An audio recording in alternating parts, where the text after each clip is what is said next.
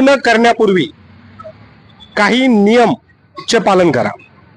आपण तरुण वयात आलेला आहात आणि लग्नाला आळंदीसाठी जात आहात, तर या ठिकाणी दोन गोष्टींसाठी आपल्याला सावधान व्हावं लागेल. पहिली गोष्ट ही की आळंदीला लग्न केल्यानंतर आपल्याला एक प्रमाणपत्र शिवाय एक फॉर्म देतात की जा हा फॉर्म पोलिसांकडे द्या. तो फॉर्म काही कायदेशीर फॉर्म नसतो. बऱ्याच वेळेस काय होतं, तो फॉर्म तुम्ही गेले की मग ते मुलाच्या आई वडिलांना बोलवतात आणि नवीन वाद तिथं सुरू होतो.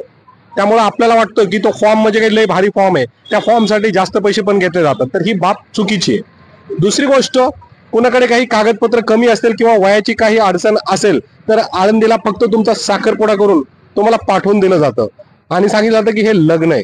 तर अशा काही तोट्या लोकांकडून आपल्याला सावधान होणं अत्यंत आवश्यक आहे. त्यामुळं मी या चॅनलच्या माध्यमातून आपल्याला आळंदीला लग्न करण्यापूर्वी सावधान करत आहे. मी ॲडव्होकेट